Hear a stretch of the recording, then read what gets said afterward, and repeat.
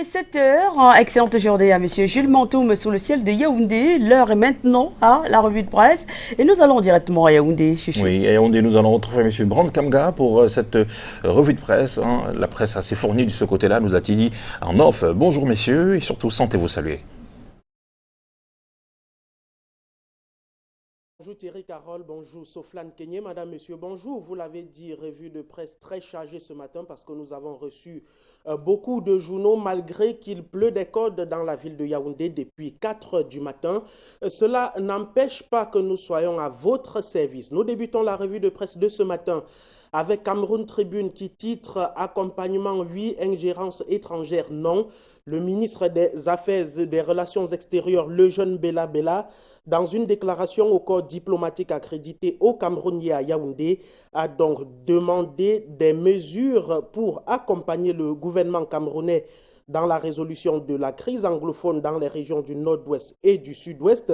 Il a par ailleurs indiqué que le Cameroun n'attendait pas donc de ses amis une immixtion dans les affaires internes, nous fait savoir Cameroun Tribune de ce matin. Le quotidien Le Jour parle également de cette actualité crise au Cameroun. Le gouvernement donne sa version des faits. Le quotidien bleu d'Anman Mana nous fait savoir ce matin que le jeune Bella Bella a donné sa version des faits devant les membres du corps diplomatique, consulaire et bien sûr des représentants des institutions internationales représentées au Cameroun. C'était donc hier au cours d'une communication spéciale.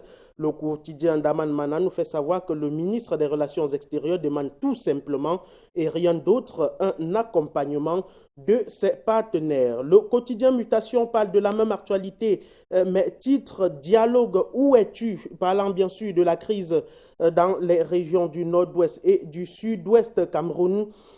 2 semaines seulement après la visite du Premier ministre chef du gouvernement dans les régions du nord-ouest et du sud-ouest Cameroun, voici donc le ministre des Relations extérieures à son tour communique de façon spéciale aux représentants du corps diplomatique accrédité à Yaoundé. Quotidien Mutation de Josh Alain Boyomo se demande ce matin où est donc le dialogue et nous fait savoir que le gouvernement continue de faire dans le dilatoire. Retrouvez en page 6 de Mutation 4 lions qui sèment la terreur dans le Mbamekim. On ne sait pas d'où ces derniers sont venus, mais ils ont tout simplement sémé la terreur, dévastant au passage quelques fruits, mais heureusement pas de perte en vies humaines. La revue de presse Made in Yaoundé va se poursuivre avec cette fois-ci le quotidien L'Orphelin. Pourquoi la signature de Ferdinand Gongo continue de faire paniquer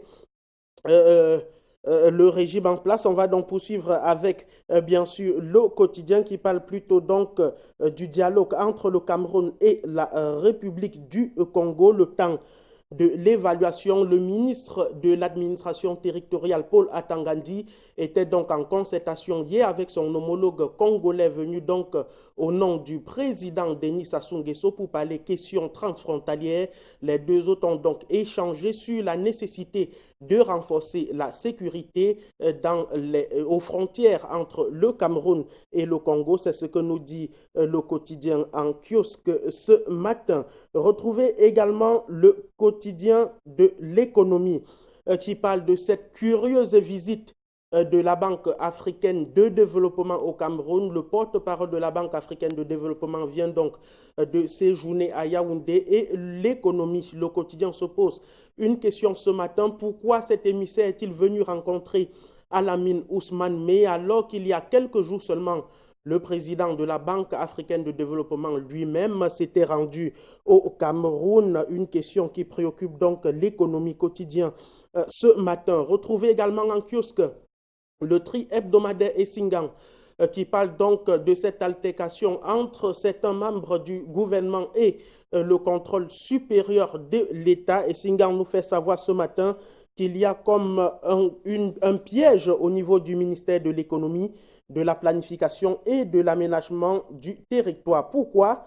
Des allégations de collusion entre le ministre délégué à la présidence chargé du contrôle supérieur de l'État, Rosmba Acha, et le directeur de la programmation et des investissements publics, Jean-Sylvain Mvondo. C'est donc qui est donc la principale cible des enquêtes commandées par le chef de l'État et laquelle enquête donc est donc extirpée, nous fait savoir Essingan ce matin, qui parle également du projet sucrier de Batouri.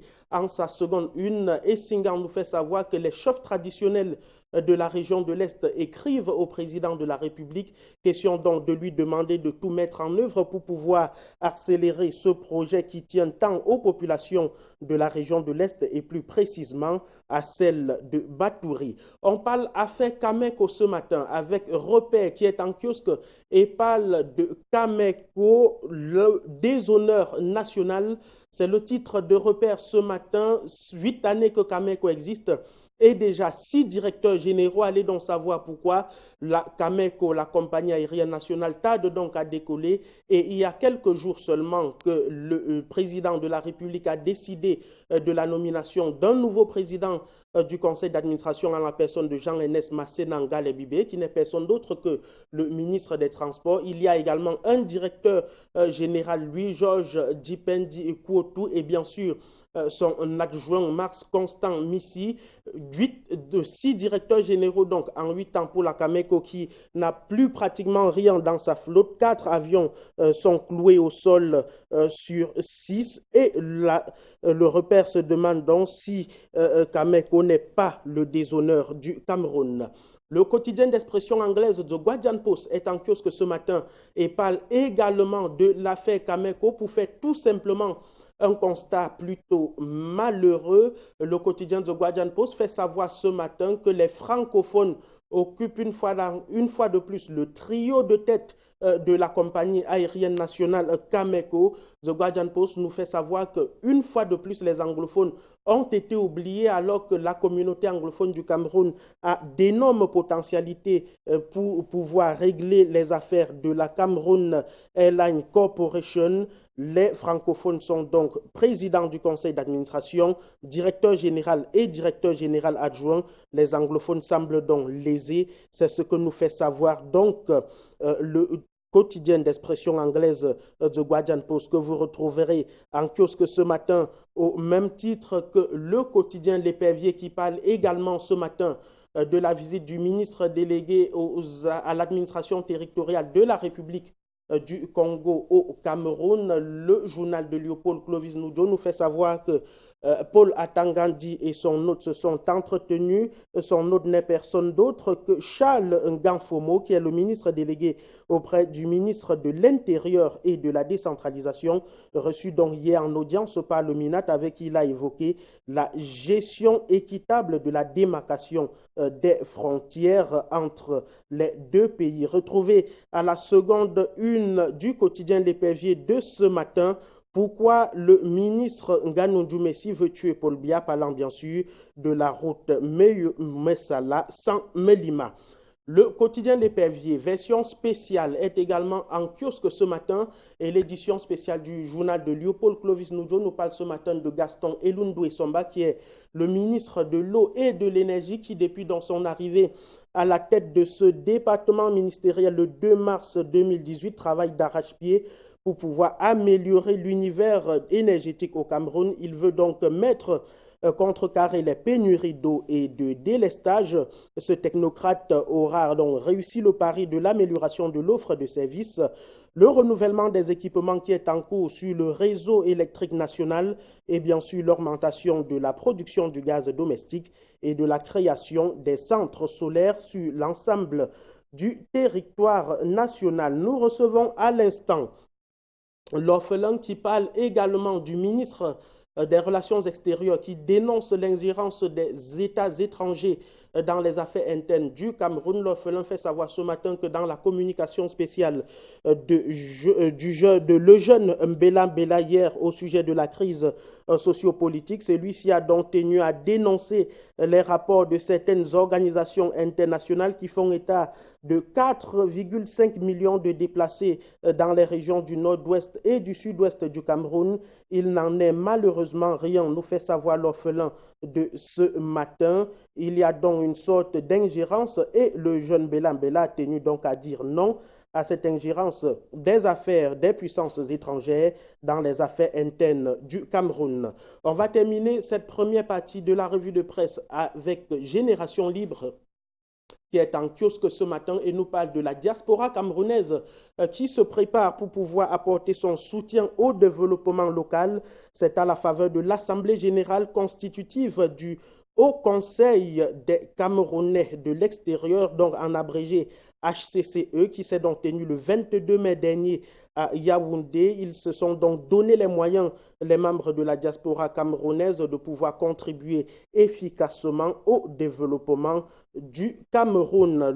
La seconde une de Génération Libre ce matin parle également de Mékin avec les premiers mégawatts qui sont disponibles. Le ministre de l'Eau et de l'Énergie, Gaston Elundu et Somba, a procédé en fin de semaine dernière donc à la mise en eau du barrage hydroélectrique de Mékin qui devrait donc rapporter 10 mégawatts d'énergie et les principales bénéficiaires sont donc les villes de Meyomessala et bien sûr de San-Melima dans la région du Sud. On va donc poursuivre la revue de presse du côté de Douala ce matin, tout en présentant nos excuses à ces directeurs de publication qui ont déposé leurs journaux et que nous n'avons reçu que très tardivement à cause de la pluie. Je l'ai dit donc en début de cette première partie de la revue de presse. Michael Chipkio est avec nous ce matin. Bonjour Michael.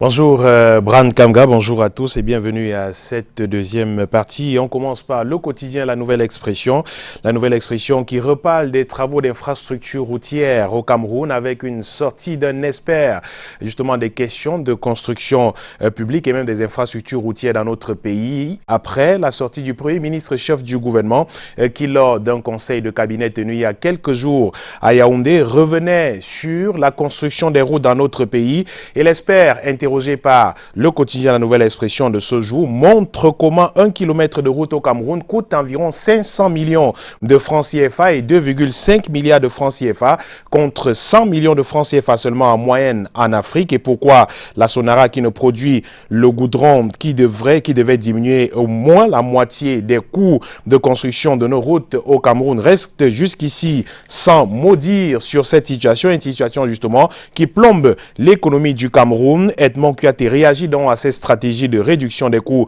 de construction et infrastructures routières dans notre pays en proposant bien sûr ce qu'il faut faire pour ne plus vivre cette situation dans notre pays. Et la grande une du quotidien, La Nouvelle Expression, vous allez le voir, est consacrée à la situation sociopolitique dans notre pays et la sortie du ministre des Relations extérieures hier à Yaoundé devant les membres du corps diplomatique accrédité à Yaoundé. Le jeune Bella Mbella a fait savoir que le Cameroun est un pays de paix, un pays de droit d'ailleurs, et qui ne devrait justement pas accepter une injonction qui vienne de quelques puissances étrangères, que ce soit en s'adressant donc mardi au chef des missions diplomatiques et aux représentants des organisations internationales accréditées à Yaoundé. Le ministre des Relations extérieures diabolise les ONG et fait savoir qu'un président de la République ne sera pas imposé au Cameroun à partir de l'étranger. Dans cette déclaration hier, le ministre a dénoncé ce qu'il appelle la campagne de désinformation orchestrée justement par certains milieux, notamment dans les réseaux sociaux, en s'adressant aux chefs des missions diplomatiques et aux représentants des organisations internationales au Cameroun, ce qui fait dire au quotidien La Nouvelle Expression que Yaoundé est en guerre contre les puissances étrangères et même contre quelques organisations non gouvernementales qui exercent au Cameroun. Et le débat sur la forme de l'État ressurgit dans le journal de Séverin Tchouk ce jour, qui reparle de cette sortie du ministre de l'administration territorial Paul Atangandji il y a quelques jours sur les antennes d'une chaîne internationale. Après le dernier conseil de cabinet présidé par le Premier ministre Diangote, tout porte à croire que c'est donc son ministre de l'administration territoriale qui a l'oreille attentive de Paul Biya sur la crise anglophone. Et si c'est Paul Atangandji qui avait raison en disant qu'il n'y aurait pas de débat sur la forme de l'État au Cameroun. Et le journal s'appuie justement sur ce dernier conseil de cabinet pour remarquer que aucun mot n'a été dit sur cette affaire, sur cette forme de l'État justement, mais le dialogue inclusif, toujours tant prôné par le Premier ministre chef du gouvernement, fait douter aujourd'hui et même au sein du Rassemblement démocratique du peuple camerounais. Et toujours au sujet de cette crise anglophone, le journal Dominus, en kiosque aujourd'hui, redonne la parole à David Aboué Machoyi, ancien secrétaire général de la présidence de la République, ancien ministre et même ancien gouverneur des régions du nord-ouest et du sud-ouest Cameroun. Dominus qui parle justement de cette crise avec la parole à David Aboué Machoyi qui nous fait voir les 6 facettes du problème anglophone dans notre pays. Il décrypte à sa manière ce pourquoi on en est arrivé là aujourd'hui et propose bien sûr des pistes de solutions pour sortir de la crise actuelle dans les régions du nord-ouest et du sud-ouest Cameroun. Et le débat sur la fête de l'unité nationale, également à la une du journal Dominus. En que aujourd'hui, les partis politiques doivent-ils prendre part au défilé dans notre pays? Le débat enfle avec l'interdiction de prendre part à cette parade pour certaines formations politiques et d'autres qui ont justement décidé, ces partis politiques, de ne pas prendre part au défilé du 20 mai il y a quelques jours sur l'ensemble du territoire national. Le débat est donc ouvert. Acteurs de la société civile, politiques et même des observateurs s'expriment sur la question dans le journal Dominus en kiosque aujourd'hui, à retrouver en kiosque. Le quotidien Le Messager également paru ce jour et parle justement aussi de la situation sociopolitique et même sécuritaire dans notre pays et nous parle des petites menaces du gouvernement dans une déclaration offensive hier. Le jeune Belam tente de démontrer aux puissances étrangères que l'État contre vents et marées garde une main ferme sur son intégrité nationale. Le journal revient sur quelques propos du ministre des Relations extérieures. La déclaration gouvernementale d'hier sonne donc comme une réponse du berger à les bergères. Le but de cette sortie est d'apporter un éclairage sur les faits qui sont en totale contradiction avec la situation réelle qui prévaut sur l'ensemble du territoire, a précisé hier le ministre des Relations extérieures. Les défis auxquels sont confrontés le Cameroun, le patron de la diplomatie camerounaise, la situe à 4 niveaux. C'est donc à lire en page 9 du quotidien Le Messager en kiosque aujourd'hui, qui revient sur le dialogue dans le nord-ouest et le sud-ouest du Cameroun, la vraie fausse main tendue d'Ayouk Sissikou Tabé que cache le revirement du président autoproclamé de l'Ambazonie, lui justement qui parle d'un dépôt des armes et pose des conditions pour le dialogue. Le président autoproclamé de cette république virtuelle nommée Ambazonie souhaite enfin que s'ouvrent les débats suite à la main tendue de Yaoundé, reste néanmoins craintif de ce qui adviendrait lors des débats qui devraient selon lui se tenir à l'étranger et en présence des observateurs internationaux. Dans une lettre qui lui est attribuée, qui se trouverait aux États-Unis, aux Nations Unies d'ailleurs, et dont les extraits sont disponibles sur la toile, le leader de la sécession, Sissikou Julius Ayouk Tabé, accepte enfin la main tendue du gouvernement camerounais afin de calmer la tension sur le terrain, écrit le quotidien Le Messager en kiosque aujourd'hui, qui parle aussi de politique avec le Rassemblement démocratique du peuple camerounais à mission commandée à l'ouest du pays et dans le département des Bamboutos en particulier. La récente mission conduite par le secrétaire général du comité central du Rassemblement démocratique du peuple camerounais aux fins de réaffirmer la ferme détermination du président national de faire régner la discipline tant au niveau des organes de base que des instances dirigeantes du parti constitue l'un des axes de la politique de reconquête des sièges lancés par le Rassemblement démocratique du peuple camerounais. Jean Kuete qui provoque donc le branle-bas dans l'opposition au Cameroun, écrit le quotidien Le Messager à son pied de une de ce mercredi. Le journal L'Œil du Sahel est également paru aujourd'hui. Le tri-hebdomadaire régional d'information du Nord Cameroun parle du sauvetage de la compagnie aérienne camerounaise, l'État qui s'apprêterait à injecter plus de 6 milliards de francs CFA dans Camerco, nous apprend le journal de Guibaï Gatama en kiosque aujourd'hui.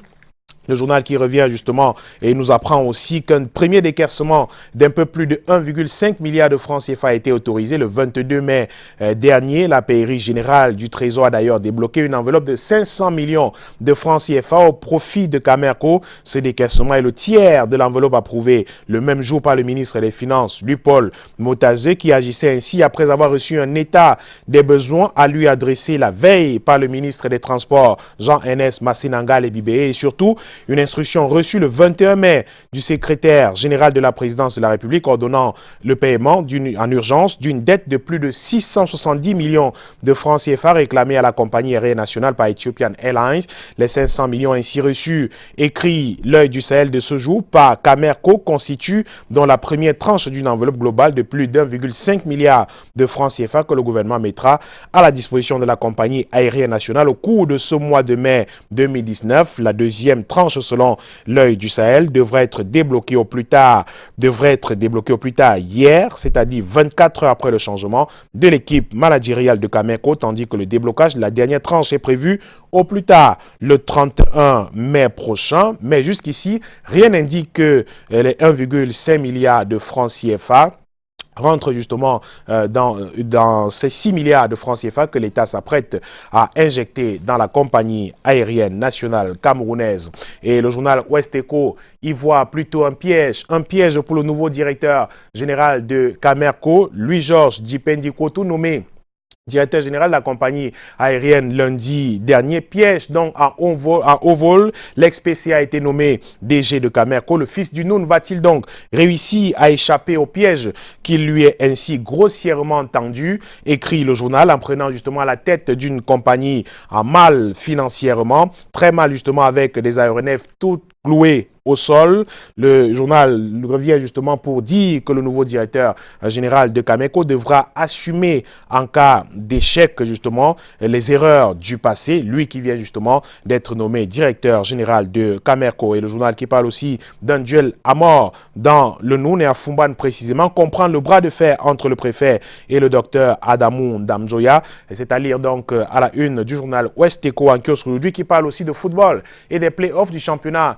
national camerounais. Les poulains de François Famawa qui jouent leur destin dimanche. Panthère Dundee à 90 minutes de son retour en Elite One, en s'offrant le scap de renaissance de Ngoumou grâce à une victoire hyper précieuse obtenue au terme d'un match épique soldé sur le score 1-0 en sa faveur. Les fauves Dundee se sont inéluctablement approchés de l'objectif que s'était fixé son principal sponsor avant de disputer son match de dimanche prochain face à FAB de Yaoundé. L'équipe du ministère de la Défense Jumanto occupe donc seul le fauteuil de leader avec 7 points dans sa gibecière jusqu'ici, écrit donc le journal Ouest Echo en kiosque aujourd'hui. Et c'est avec Ouest Echo que nous terminons cette première partie de la revue de presse nationale. Et on met le cap tout de suite à l'international avec le journal Jeune Afrique, le site Jeune Afrique en ligne bien sûr, qui nous parle de Boni Yahi, toujours sans la réponse de la communauté internationale. Les démarches entreprises par l'ancien président béninois et ses proches auprès des présidents africains et des chancelleries occidentales pour tenter de sortir du bras de fer qui l'oppose à Patrice Talon restent jusqu'ici sans effet, écrit le site Jeune Afrique, qui parle justement de la situation sociopolitique toujours tendue dans le pays, au Bénin précisément. L'Algérie, également la une du site Jeune Afrique, qui parle du général Gaïd Salah, qui appelle au dialogue 3 jours après la date limite de dépôt des candidatures. Le général Gaïd Salah qui a affirmé hier vouloir adopter la voie d'un dialogue sérieux, rationnel, constructif et clairvoyant qui placerait l'Algérie au-dessus de toute considération. Le chef d'état-major ne s'est pas prononcé sur la date de l'élection présidentielle 2 jours après l'annonce du dépôt des candidatures au Conseil constitutionnel. La situation au Cameroun qui inquiète la France, la situation sociopolitique, et Jean-Yves Le Drian s'exprime justement sur la question, la situation au Cameroun et en Guinée qui inquiète dans la France. Le ministre a été auditionné hier par la Commission des Affaires étrangères de l'Assemblée nationale. L'occasion pour le chef de la diplomatie française de donner son sentiment sur la situation dans plusieurs pays du continent africain comme en Guinée et au Cameroun. Lui qui a justement fait savoir que la France maintenait la pression sur le président Paul Biya pour la libération de l'opposant Maurice Kamto, incarcéré à la prison de Kondengui à Yaoundé. Le journal et le site RFI qui parle aussi de cette situation de grève générale au Soudan pour tenter de faire pression sur l'armée. La grève générale au Soudan, la semaine dernière, la coalition civile a appelé à 48 heures d'arrêt de travail à partir de ce mardi pour faire céder les militaires putschistes qui ont pris le pouvoir. En jeu, la composition du Conseil souverain, l'organe qui va mener la transition jusqu'aux élections. Les deux camps ne sont pas d'accord jusqu'ici sur sa composition et sa présidence. Et c'est avec cette information sur le Soudan que nous mettons un terme à la revue de presse de ce jour. D'accord, merci beaucoup M. Michael Tipkio. J'espère que vous allez très bien et que vous allez vous amuser à nous faire un choix pour la chanson du cœur. Vous le savez, dans cette émission, on a toujours deux propositions. Et ce jour, nous sommes restés avec le Bikotsi. La première proposition, c'est le titre Un homme signé par l'auteur Zélé Le Bombardier. Et la deuxième proposition, Une amitié de Racine Sagad. Je vais faire le choix de Racine Sagat, une amitié de Racine Sagat. Honnêtement, c'est parce que je connais mieux le titre de Racine Sagat que celui de Zélé Le Bombardier, qui est un peu plus ancien, je crois. Oui, un peu plus ancien qu'elle. Voilà, donc je fais le choix de Racine Sagat. Voilà. Ok. Donc, le sang, Courage de moi. Surtout pour les paroles de la chanson. On a des chansons au Cameroun. Merci beaucoup, Michael. On se retrouve quoi Demain. Non, demain. Demain c'est férié. Demain c'est férié. Donc vendredi est férié aussi. Donc lundi, on vous retrouve lundi. Vous serez en compagnie de Laure Patriciana aussi et Emu Moukoko pour la suite de Canal Matin. Allez, bon long week-end. Vous allez faire quoi on va continuer de travailler, mais on va trouver un peu de temps pour se reposer aussi, parce que on va essayer de profiter du long week-end, naturellement du long week-end, mais surtout au travail toujours. D'accord. Mais on n'en profitera pas parce qu'on sera là toujours le matin. Ah oui, on sera là et voilà. Passez une excellente journée, Michael, Merci, et donc Sophie. à la semaine prochaine. Merci. On va souhaiter un joyeux anniversaire ce matin à M. Victor Gango, sous le ciel de Douala. Vous nous regardez ce matin. Vous avez un an de plus, Victor Gango, joyeux anniversaire. Il a un an de plus. Oui. Ça ne correspond pas à un âge, ça. Monsieur Victor, vous avez quel âge? Son âge, je crois qu'il doit avoir 32 ans. Non, il doit être, il ne doit pas être très loin de Mme Edine Gango. Hein. Allez, on va souhaiter un joyeux anniversaire également à Kahel Wanda. C'est un de nos téléspectateurs qui a eu un an de plus hier. Oui. Kahel Wanda, joyeux anniversaire. Joyeux anniversaire à Zemo Dieudonné. Vous êtes à Colbisson. Merci de nous suivre au quotidien. Zemo Dieudonné à Colbisson. Joyeux anniversaire également à Ngonougi Marianne Eulali. Vous êtes à Étoile Meki. On pense à vous, Ngonougi Marianne Eulali. Et toi, Meki. Et puis, lieutenant Botet Prudence Zali. C'est l'épouse du président Damekouta. D'accord. Elle a un an de plus ce matin. Joyeux anniversaire. Vous êtes très très nombreux à avoir vu le jour un 29 mai dans le monde. Vous êtes nombreux à nous envoyer des messages via notre page Facebook. On va faire des efforts pour écouler tout ça avant la fin de ce programme. Eh bien, pour vous envoyer un gros cadeau, voici une page de pub.